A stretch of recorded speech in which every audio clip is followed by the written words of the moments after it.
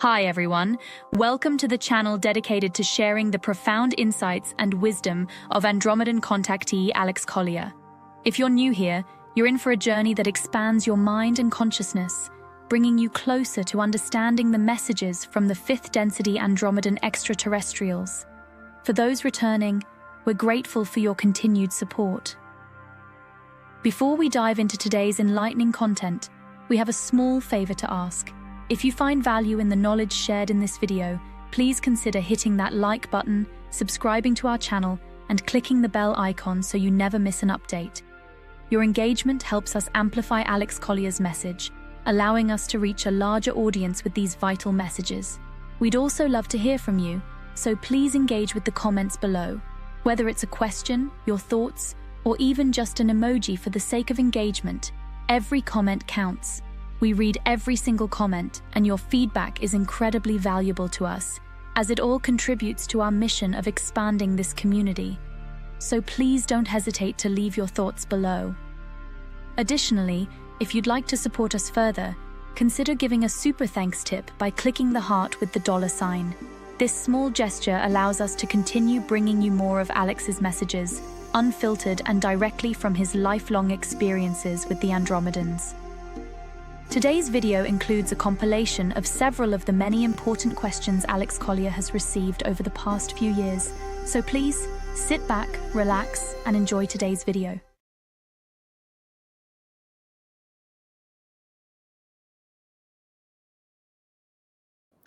You spoke of Zoroaster some time back.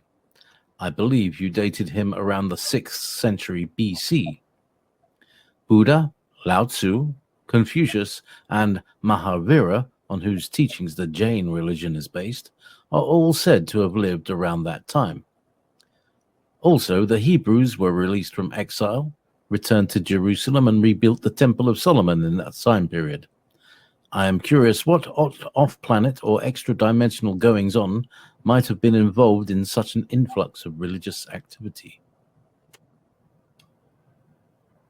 Oh, guys, you're dialed in. That's an outstanding question. And yes, there was a stunning amount of knowledge and wisdom that was shared at that particular time. And we have the Pleiadians to thank for that.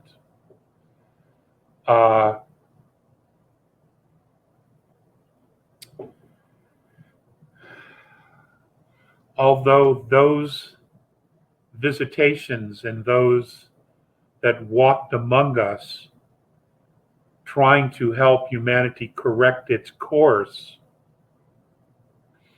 that's all been wiped clean from history, except in what science likes to talk about or refer to as mythology.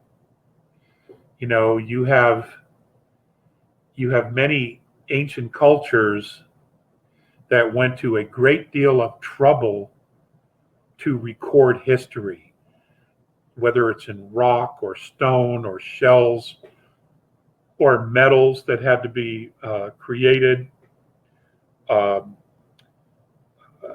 calligraphy.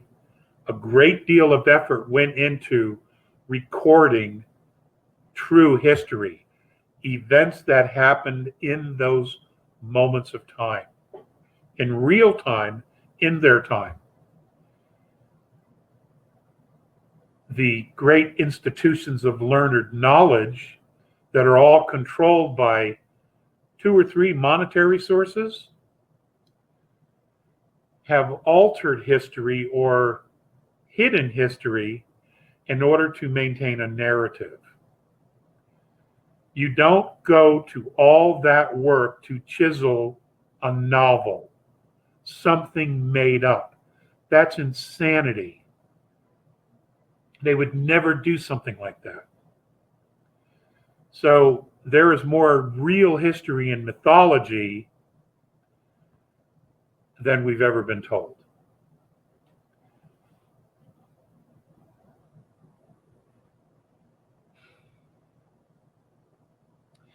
There was also a great deal of trade going on around the world.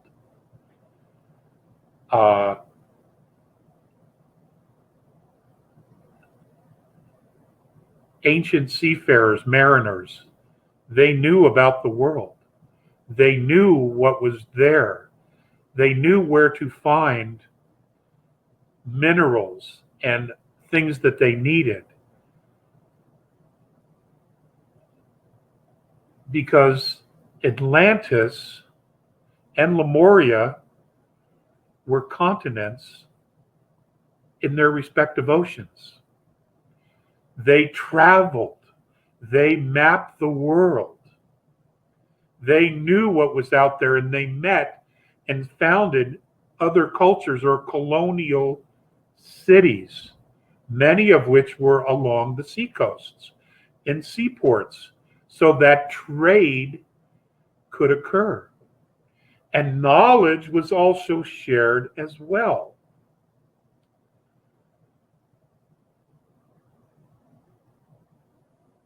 But that's next week's lecture. That's next week's lecture. So William and Stephanie, that was a wonderful question. And there was a time where the P's were here and they were doing some really good work. The problem is when they left and they were called away, they promised to come back and they promised to protect humanity, and that didn't happen. I'm sure they had every intention of keeping that promise, but other things happened, in their own system and probably other places. So nature avoids nature doesn't like a vacuum. So when they left, other groups came in that were regressive to fill the void. They represented themselves one way to befriend humanity, and then slowly they began the regressive system of enslaving and imprisoning humanity so that they could feed off of humanity and enslave humanity. And then what they did was they created these bloodlines who would then manage humanity so they could remain hidden away, whether underground, in the earth, or on the moon, or other places within our solar system. But that's a whole nother lecture.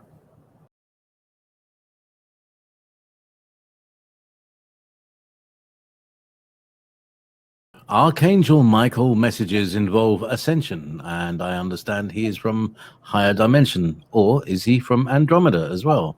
I'm a bit confused. This is from Setsuko Aodaka. I don't know about Archangel Michael and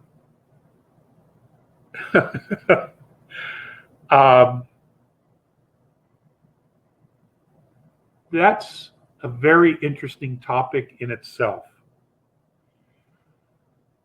Many, many years ago when I approached that topic with Mornay and Phaseus, it was explained to me that the four archangels of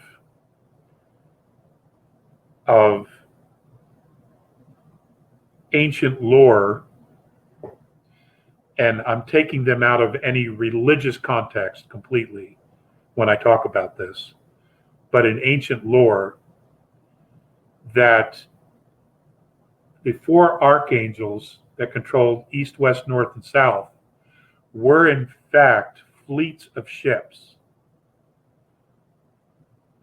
And they were each named after a commander or godlike human extraterrestrial. Michael, Raphael, Uriel, etc. Now, on the topic of real angels, I've already shared my experience. And when I shared that experience with Mornay, and he went to one of their devices and took my picture and saw the event. They were absolutely amazed at who that being was. It was a being totally unknown to them. When I asked her, when I said to her, I didn't think you actually existed, she said, well, they can't see us. Which means that they operate, whoever this being was, and I took her to be an angel myself, whoever she was comes from an incredibly high dimension that not every race knows about, or maybe every dimension knows about. It could be that fifth dimensional beings don't know them because they're not necessarily needed on that dimension because of the level of evolution and consciousness. Maybe that those beings who we now call the real angels, whoever they are, whatever they are, operate on the lower levels to move things along. I don't know how to explain it. I don't know if what I'm saying is even accurate. But I have shared with you exactly what my experience was and exactly what was said. There has been no further discussion with Mornay about that. In fact, it's been a while since I've heard from him, and I'm really hoping to hear, something really soon. Because I have 1,000 questions about stuff. But I know that fascinated them. And I also know that information, that clip of that being, was shared with other races in fifth density. So that might be my only contribution to all of this, was just that moment. So there are a lot of mysteries still to uncover.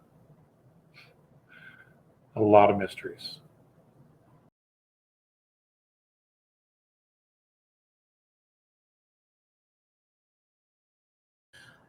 Our history. Alex, I am of Greek descent and have been interested in mythology. I believe this to be real, not a myth. What do you know about the Greek gods, and do you know the truth? Also, is there any relevance or benefits to connecting to them now? Are they our creators? Did they create Greek people? Thanks. Wow.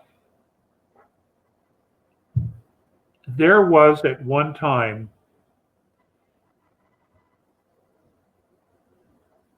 and I'm going to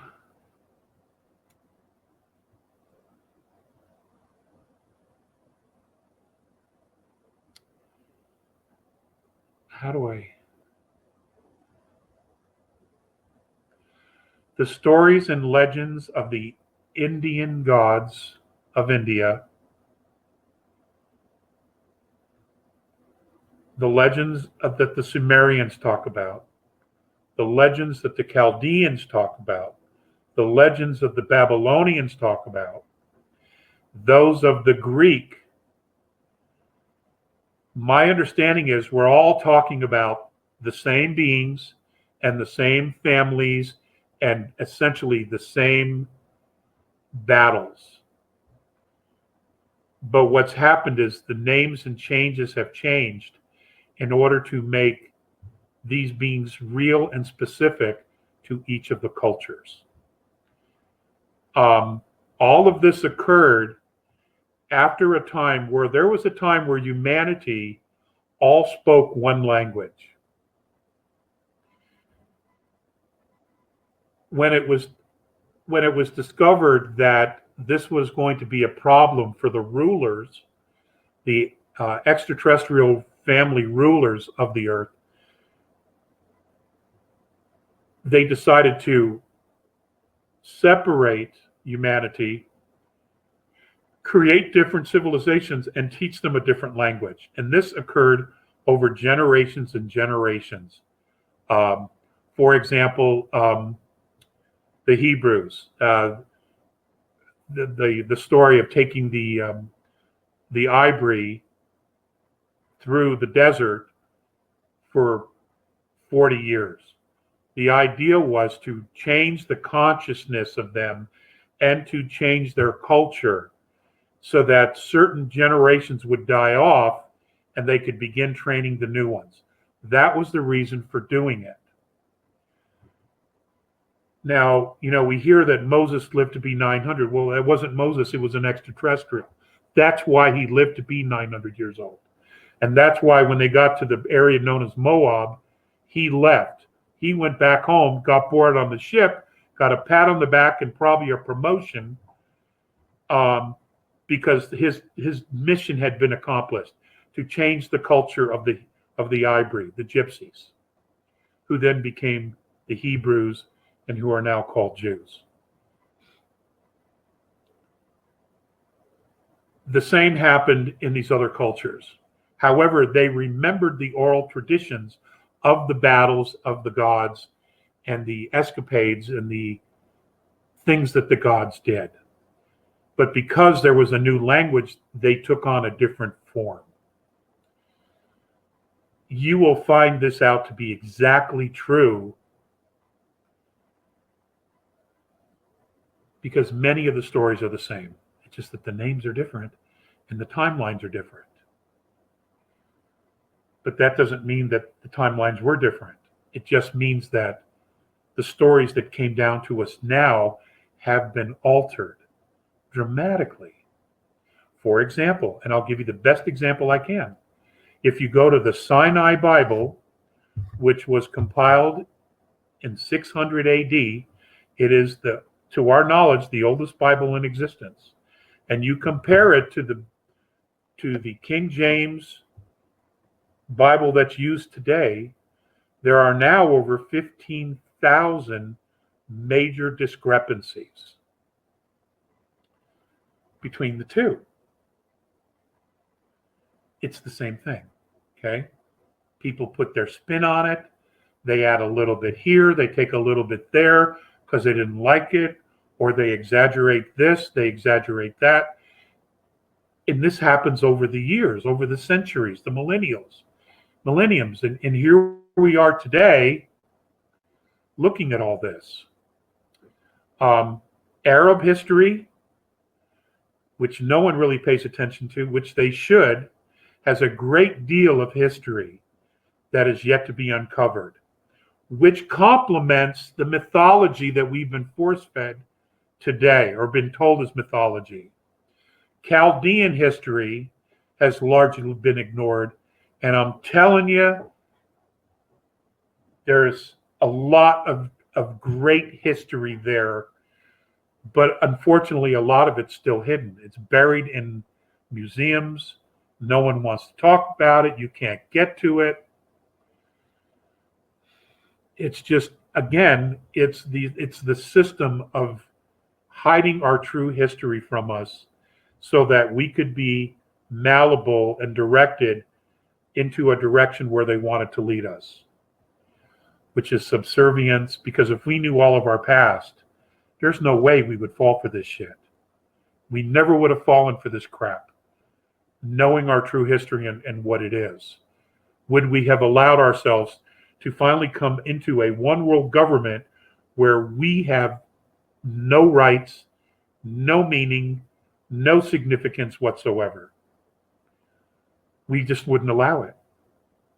We would never tolerate it. Okay, but I go on.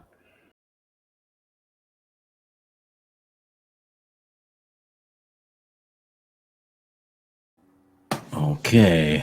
Now, the big dun. Satanism is quite real and seems to be central to this control program. Is Satan a real entity or a composite character that essentially describes the bad actors from the fourth dimension, I'm guessing, who run this program? And does this Satan exist in fifth dimension or above? Again, with 13 votes. That's a great question. That's a really great question.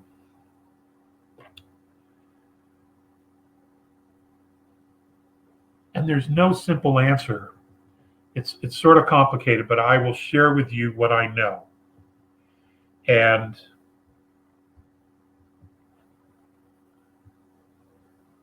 there was an Atlantean high priest who had the name Satanaki. He went dark.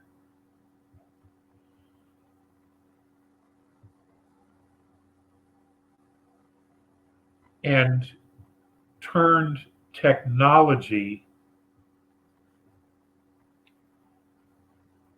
from helping to hurting humanity or his enemies.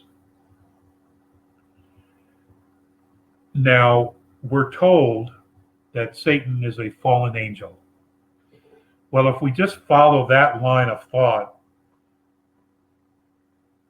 we know if we look at the history of the Chaldeans, the Sumerians, the Babylonians, the Phoenicians, the stolen, plagiarized history of the Hebrews, that the fallen angels were in fact extraterrestrials. So let's just follow that line of thought for now.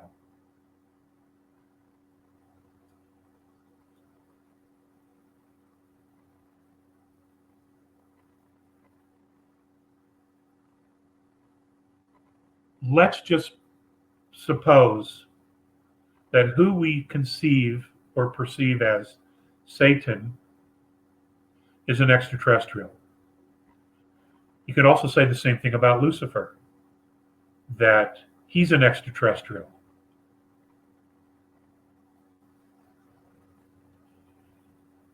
So who would their true identity be? Now, what's interesting is that if you've ever read the book, The Gods of Eden by William Bramley, which I've been telling people about for years, he goes back in the literature, and it is his opinion that Lucifer actually is Enki. But the narrative about Enki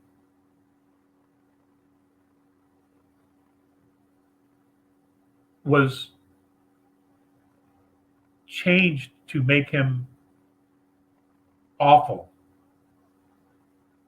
a dark lord.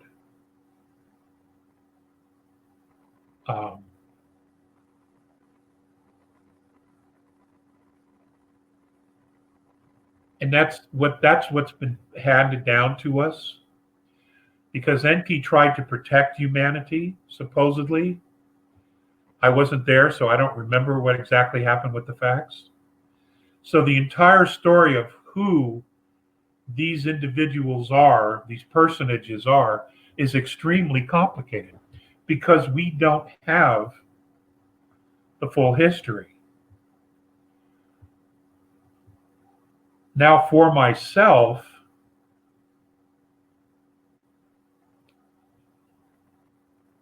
and this is strictly my opinion at this point, is that whatever the Catholic Church tells me, I completely disregard. Now, it's not to say that Catholics are bad, because they're not. And it's not to say that all priests are bad, because they're not. Some genuinely really love God, and they're genuinely called to assist and to help. But I know quite a bit about the history of the Catholic Church, the Vatican, the Church of Rome. And I don't believe a fucking thing they say. None of it. I think they have twisted everything so in and out, upside down, that it's literally grotesque. And what they do in private is absolutely the opposite of what they tell everyone else to do. And it is in fact a government, and it is in fact a corporation. So, and to add to that, I would relate that the experience that I had February 23rd, 2003, with my own angel experience. And I've shared this just a couple of times regarding the visitation that I had in a moment where I wanted to leave.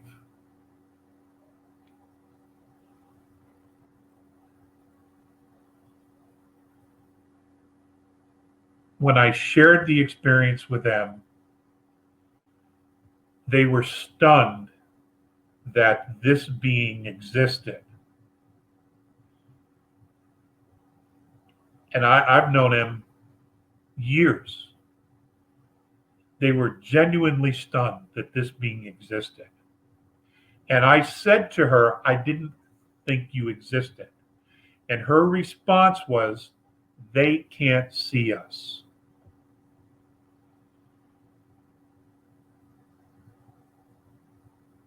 So there is something that exists beyond the realm.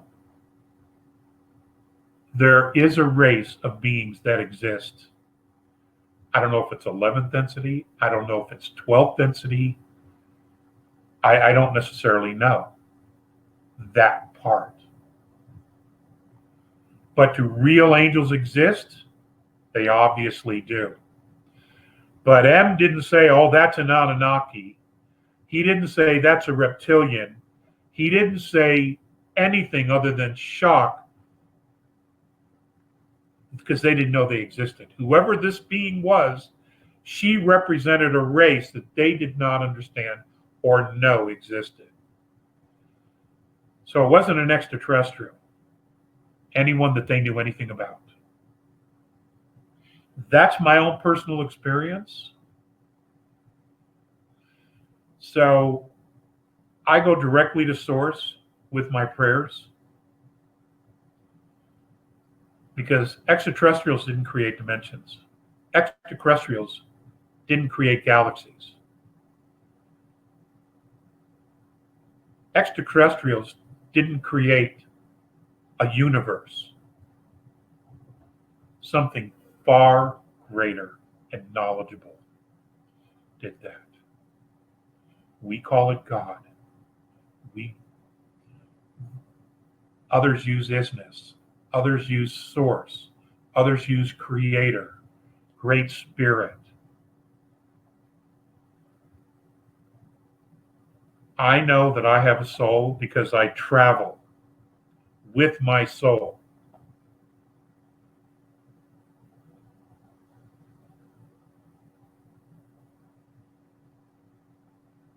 I know I'm old, really old.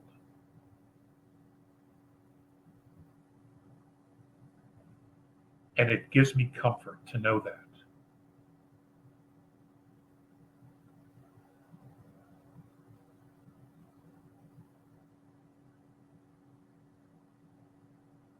So I go to source. I'm not really interested in who Satan is or who Lucifer is, because I'm putting my focus on source only. And in that, I become the eye of the storm. And that's where my focus is. That's where I feel I need to be, is in the eye of the storm. That's where I see myself being of value to my loved ones and my friends, and myself, obviously. The rest of it's going to shake itself out. There is evil. There is evil. There is a genuine darkness that exists. We've been living under it without knowing it. And now that it's threatened, it's rearing its ugly head, and it's showing itself to us, because it's in survival. And we're seeing, many of us are seeing the contrast for the first time. We've heard about it in books. We've read about it. with human beings, but now we're seeing something completely different. Completely different. So it's all on you guys to figure it out.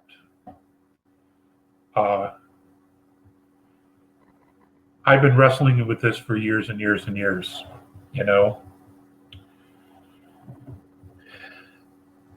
And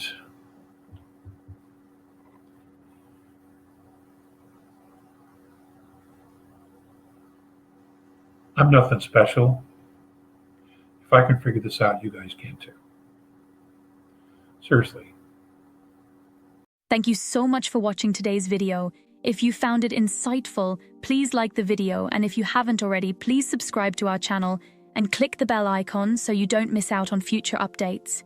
If you have any questions relating to today's video, please also leave them below. We read all the comments and take on board what our viewers have to say about Alex Collier's work. Remember, your support helps Alex Collier's knowledge and the messages from the Andromedans reach more people. If you'd like to support the channel even more, you can give us a super thanks tip by clicking the heart icon with a $sign. It really helps our team bring you more content. Also, be sure to visit alexcollier.org to sign up for our regular email newsletter. It's the best way to stay updated with the latest news, exclusive content, and upcoming live webinars. For the latest insights from Alex Collier, check out alexcollier.live. And if you want to explore over 250 past webinars, head over to alexcollier.tv. Thank you for being a part of this journey and supporting Alex Collier's work. We couldn't do this without you, and we're genuinely grateful for your support. Until next time, stay curious and keep exploring the vast mysteries of our universe. If you would like to see the Andromedan contactee Alex Collier live via video stream, we hold a live online seminar every Friday at 2 p.m. Eastern Time. For more information on upcoming live webinars, please visit alexcollier.org.